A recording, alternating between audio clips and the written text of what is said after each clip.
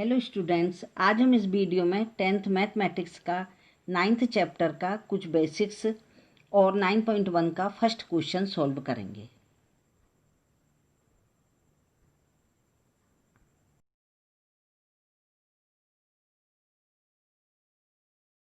Ninth chapter शुरू करने से पहले हम आपको थोड़ा सा बेसिक इसका समझा देते हैं, जिससे कि क्वेश्चन में यदि इस तरह के शब्द आते हैं कि उन्नयन कोण यानी एंगल ऑफ एलिवेशन, अवनमन कोण एंगल ऑफ डिप्रेशन, या प्रेक्षक की आँख यानी कि साइड ऑफ दृष्टि रेखा यानी कि लाइन ऑफ साइट, यह सब क्या होते हैं, तो आप उसको देख करके थोड़ा घबराएं नहीं। इसलिए यह हम पहले थोड़ा बेसिक आपको बता रहे हैं कि यह एक तरीके से जो हमने 8 चैप्टर आपको पूरा करवा दिया है, उसी का थोड़ा सा आगे बढ़ करके यह क्वेश्चन है। क्योंकि आज के जो हम दैनिक जीवन में प्राय यह देखा जाता है कि पेड़ हुआ यानी कि ट्री, भवन, बिल्डिंग, पोल, खंबा, तालाब, नदी आदि की लंबाई चौड़ाई के माप की मेजरमेंट की जो आवश्यकता होती है, तो उसके लिए हम इसी ट्रिग्नोमेट्रिक तरीके से यानी कि सम एप्लीकेशन ऑफ ट्रिग्नोमेट्री यानी त्रिकोणमिति के कुछ अनुप्रयोग के द्वारा ही इसकी ट्रिग्नोमेट्री की हेल्प से ही हम उसको माप कर सकते हैं, उसका मेजरमेंट कर सकते हैं। तो आपको ये हम थोड़ा सा बता दें, जैसे कि यह क्या है, हमें इनमें 3 साइड दी गई हैं। कभी हमें क्या निकालना होता है, इसकी हाइट, कभी डिस्टेंस, और कभी हमें इस वस्तु की प्रेक्षक रेखा से यानी कि जो भी हमारे यहाँ पर सब्जेक्ट दिया गया है उसे हम ऑब्जर्वर की आँख यानी कि यहाँ पर हमारी दृष्टि है उससे इसकी दूरी यानी कि जिस सब्जेक्ट की दूरी इससे कितनी है, इन तीनों में से हमें कोई एक चीज़ फाइंड करने के लिए दी जाती है। तो पहले हम इसको आपको जो समझा देते हैं कि ये तो उन्नयन कोण यानी एंगल ऑफ एलिवेशन की हिंदी मीडियम के बच्चों के लिए हम पहले समझा रहे हैं। फिर आप चाहें तो इसको लिख लें, क्योंकि यह क्वेश्चन के अथवा यानी कि और में भी डेफिनेशन आती हैं। तो यदि एक बच्चा इस जगह पर खड़ा हुआ है, उसकी दृष्टि यानी कि आँख यहाँ पर है। अब यदि वो ऊपर की तरफ देखता है तो प्रेक्षक की आँख जब ऊपर की तरफ जाती है, और यह नीचे क्या है, एक क्षैतिज रेखा है, इसे हॉरिजॉन्टल लाइन कहते हैं। यह बिल्कुल समांतर लाइन जो जा रही है, इसके और दृष्टि रेखा यानी साइड लाइन और हॉरिजॉन्टल लाइन के बीच में जो एंगल बनता है उसे हम कहते हैं उन्नयन कोण या एंगल ऑफ एलिवेशन। अब दृष्टि रेखा यह हो गई, यह एक हाइट हो गई, और यह क्षैतिज रेखा हो गई। क्षैतिज रेखा किसे कहते हैं, वह रेखा जो हमारी आँख से सीधे भूमि के समांतर जाती है, क्षैतिज रेखा कहलाती है। इंग्लिश मीडियम के बच्चों के लिए जो है, anything parallel to horizon is called horizontal line, यानी कि जो हॉरिजेंटल लाइन है ये क्या है, साइड लाइन। दृष्टि रेखा और क्षैतिज रेखा के बीच में बने हुए एंगल को क्या बोला जाता है, उन्नयन कोण यानी कि एंगल ऑफ एलिवेशन। अब हम आते हैं दृष्टि रेखा। दृष्टि रेखा है ना साइड लाइन, इसकी भी एक लाइन की डेफिनेशन है। वस्तु की दृष्टि रेखा वह रेखा है जो हमारी आँख से वस्तु को जिसे हम देख रहे हैं जोड़ती है। हमारी दृष्टि रेखा इस पर जाकर जोड़ रही है इसको, चाहे जब एक बिल्डिंग हो सकती है, ट्री हो सकता है, पोल हो सकता है, या कुछ भी हो सकता है, इस जगह से लेकर के इस जगह तक की जो दृष्टि रेखा है यह दृष्टि रेखा कहलाती है। अब अवनमन कोण किसे कहते हैं, ठीक इसका ही अपोजिट यदि हम करते हैं कि अभी यह बच्चा नीचे पे इस जगह पर खड़ा हुआ, इस जगह से ऊपर की वस्तु को देख रहा है, लेकिन अब यह बच्चा ये जो बिल्डिंग बनी हुई है, इस बिल्डिंग की टेरेस से जाकर के यदि यह देख रहा है तो इसने नीचे रखी हुई इस वस्तु को देखा। जब इसने इस वस्तु को देखा तो क्या हुआ कि इसमें भी, अब अपन कहेंगे कि यहाँ पर तो क्षैतिज रेखा है लेकिन यहाँ नहीं है, लेकिन जिस जगह पर यह दृष्टि रेखा होती है उसके समांतर बिल्कुल एक लाइन और खींची गई है, जिसे हमने डैश डैश के रूप में दर्शाया है। यह रेखा जो है इसके समांतर है। अब ये अवनमन कोण यानी कि एंगल ऑफ डिप्रेशन क्या हुआ कि यह क्षैतिज रेखा यानी हॉरिजॉन्टल लाइन और साइड लाइन के बीच में है, इसलिए ये अवनमन कोण हो गया। अब आगे जब क्वेश्चन में आएंगे उसी के अकॉर्डिंग हम आपको बताएंगे कि जे एंगल हो गया तो हम यहाँ से इसे कैसे लेंगे, वो अलग बात है। जैसे कि उसे हम अल्टरनेट इंटीरियर एंगल के द्वारा हम सॉल्व करेंगे। अब यह हमारे हिंदी मीडियम के बच्चों के लिए हो गया। आप चाहें तो इसे लिख लीजिए, क्योंकि यह जरूरी है लिखना कि एंगल ऑफ डिप्रेशन या अवनमन कोण क्या होता है। जब वस्तु प्रेक्षक की आंख से नीचे की ओर स्थित होती है तो प्रेक्षक की आंख से जाने वाली जो क्षैतिज रेखा है, ये क्षैतिज रेखा है वो, तथा आंख से उस वस्तु को मिलाने वाली दृष्टि रेखा के बीच में बने इस न्यून कोण को यानी एक्यूट एंगल को अवनमन कोण यानी एंगल ऑफ डिप्रेशन कहते हैं। इंग्लिश मीडियम के बच्चे, हमने समझा तो आपको दिया ही है। जो ऑब्जर्वर्स आइज है, हॉरिजेंटल लाइन है, एंगल ऑफ डिप्रेशन है जो कि साइड लाइन और हॉरिजेंटल लाइन के बीच का होता है। जो ऑब्जेक्ट है, यहाँ से जो ऑब्जर्वर्स की जो आइज है वो यहाँ तक जा रही है, जो साइड लाइन हो गई, और इसके बीच की ये वाली लाइन क्या कौन सी हो गई, हॉरिजेंटल लाइन। इसके बीच का बना हुआ एंगल कौन सा हो गया, एलिवेशन एंगल। इसी तरह से जो हमने इसकी परिभाषा डेफिनेशन दी है और जो एंगल ऑफ डिप्रेशन दिया है कि एक बच्चा किसी भवन की बिल्डिंग की टेरेस पे खड़ा हुआ है तो उसके जे क्या हुई, पैरेलल लाइन एक बिल्कुल उसके पैरेलल लाइन ले ली, तो इस पैरेलल लाइन को जे कौन सी हो गई, अब हॉरिजॉन्टल लाइन हो गई, यह साइड लाइन होगी। इसके बीच का जो एंगल है वो क्या हो गया, एंगल ऑफ डिप्रेशन, क्योंकि वह अब नीचे की तरफ देख रहा है। ऑब्जेक्ट अब नीचे आ गया और जो ऑब्जेक्ट आइज है वो ऊपर आ गई, तो अब जो दृष्टि नीचे की तरफ जा रही है, इसलिए ये डिप्रेशन एंगल हो गया। आप इसकी डेफिनेशन नोटबुक में नोट कर लीजिए।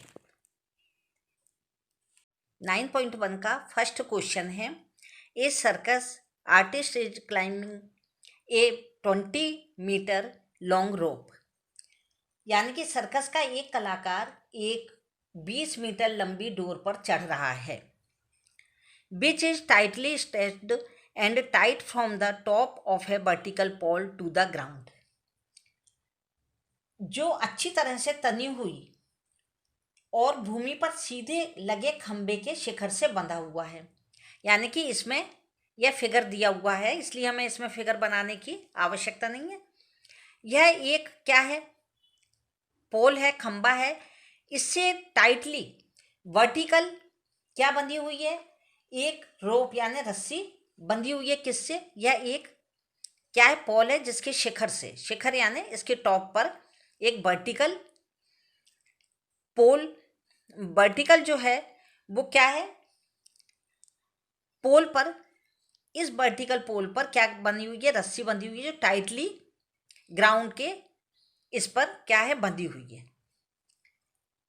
फाइंड द हाइट ऑफ पोल, हमें क्या करना है, ए बी यानी कि फाइंड ऑफ हाइट, यानी कि ज्ञात क्या करनी है, हमें इसकी हाइट, ऊंचाई हमें ज्ञात करनी है।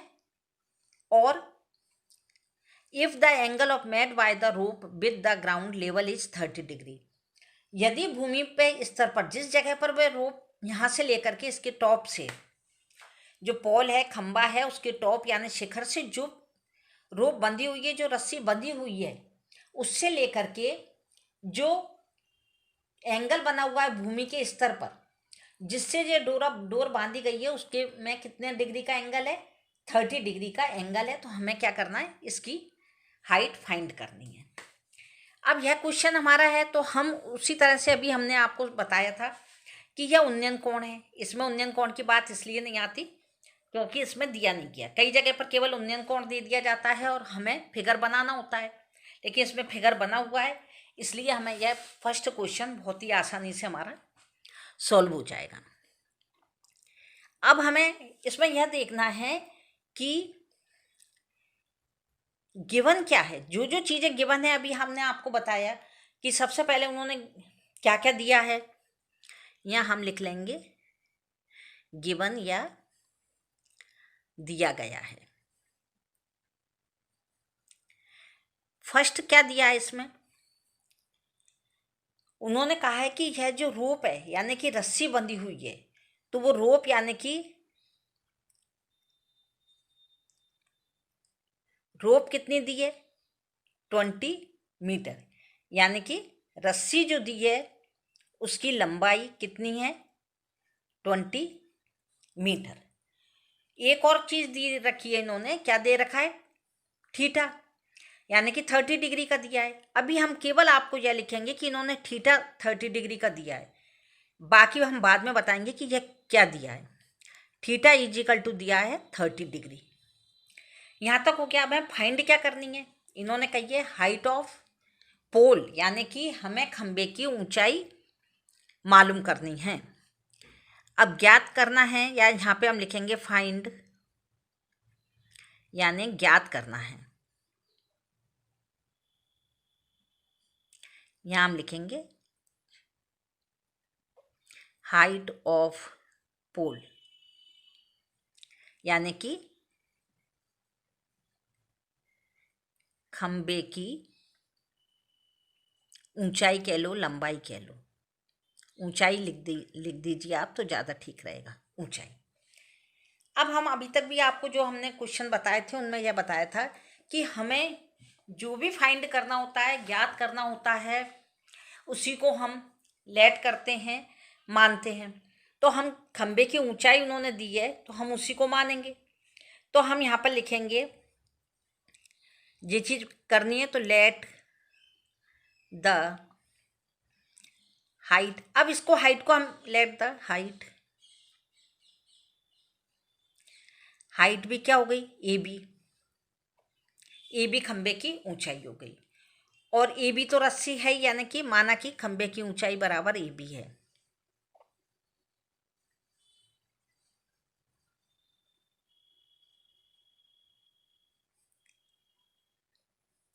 तो यह तो उन्होंने दे रखा था, यदि आप नहीं भी मानते तो भी इस लाइन की कोई इतनी आवश्यकता नहीं है, और लिख लेंगे तो भी कोई गलत नहीं होगा। अब हमें यह देखना है कि इस ट्रायंगल में से हमें हाइट फाइंड करनी है इसकी। तो इसके लिए हम क्या करेंगे कि सबसे पहले लेंगे इन ए ट्रायंगल ABC। अब हम आपको थोड़ा सा इसका बेसिक जो हम बता रहे हैं वो आप समझ लीजिए कि हमने 8 चैप्टर में आपको बताया था कि यह परपेंडिकुलर यानी लंब होता है, ये बेस यानी कि आधार होता है, और यह हाइपोटेनस यानी कर्ण होता है। हमें ये 30 है, इसे हम क्या मानेंगे, साइन, कॉस, टेन, कोसेक, सेक और कॉट। यह 6 रेशो होते हैं ट्रिग्नोमेट्री के, त्रिकोणमिति के, यह 6 अनुपात हैं। अब इसमें से हम देखिए, आप कई बार जो क्वेश्चन करेंगे, किसी में आप कहेंगे इसमें साइन लगाया था, इसमें टेन लगाया है, कोई सर या मैडम आपके कॉट लगवाएंगे, कोई कॉस लगवाएंगे। तो इसमें आप कंफ्यूज नहीं हो, इसलिए इस बात को हम अच्छी तरह से आपको समझा रहे हैं कि आपको केवल यह करना है कि हमारे पास में केवल 3 साइड हैं, 3 के अलावा कोई चौथी साइड है नहीं जिसको कि हमसे क्वेश्चन में निकालने के लिए, फाइंड करने के लिए कहा जाए। तो आप यह देखिए, अभी केवल 2 साइड का संबंध चल रहा है, इस बेस से कोई मतलब नहीं है। किससे, हाइट और ये रोप है, यानी कि ये हाइपोटेनस है। तो लंब यानी perpendicular P upon H, P और H का संबंध किससे होता है, P अपॉन H क्या होता है, साइन, जो कि हमने आपको साइन थीटा इजिकल टू क्या होता है, P अपॉन H, यानी कि लंब बटे कर्ण, जो हमने 8.1 के इंट्रोडक्शन में आपको अच्छी तरह से समझाया था कि पंडित बद्री प्रसाद हर हर बोले, और इसमें हिंदी मीडियम वालों को हमने समझाया था लाल बटे कक्का से, कि साइन की क्या वैल्यू होती है, P अपॉन H, यानी, और हिंदी मीडियम में क्या होती है, लंब बटे कर्ण, क्योंकि पंडित बद्री प्रसाद हर हर बोल तो P अपॉन H हो जाएगा। जैसे कि P पंडित बद्री प्रसाद हर हर भूले, तो P अपॉन H, जे कॉस की, जे टेन की। अभी केवल हम साइन को फोकस कर रहे हैं, तो साइन की वैल्यू। अब इसमें क्या दिया है उन्होंने, केवल अपन यहाँ पर जे लिखेंगे साइन इजिकल टू क्या होता है, P अपॉन H, तो हम लिख देंगे P की वैल्यू इसमें कितनी है, AB, और H कितना है, AC, इजिकल टू हमने जो साइन लिया है यहाँ, तो हम मान लेंगे कि यह इन्होंने साइन थीटा ही दिया है, क्योंकि साइन होगा तभी तो P अपॉन H होगा, यदि बेस दिया होता तो फिर वो कॉस बन जाता। ये आ गया। अब ए बी कितना है, ये तो हमें फाइंड करना है, तो ए बी के प्लेस पे हम ए बी लिख देंगे। और ए सी कितना गिवन है, ये तो 20 मीटर। अब हमें यह देखना है कि साइन 30 की वैल्यू क्या होती है। यह भी हमने आपको ट्रिग्नोमेट्रिक जो टेबल समझाई थी उसमें पूरी तरह से बता दिया था कि यदि आपको वैल्यू याद नहीं हो तो आप इस तरह से बना लीजिए। यदि आपको वैल्यू याद है तो बहुत अच्छी बात है, अन्यथा आप पेपर में जाके सबसे पहले इसकी टेबल बना के रख लें, जिससे कि आप आसानी से इसे सॉल्व कर सकते हैं। अभी हम आपको बताते हैं साइन 30 की वैल्यू होती है 1/2। अब यहाँ पे क्रॉस मल्टीप्लिकेशन या कैंची गुणा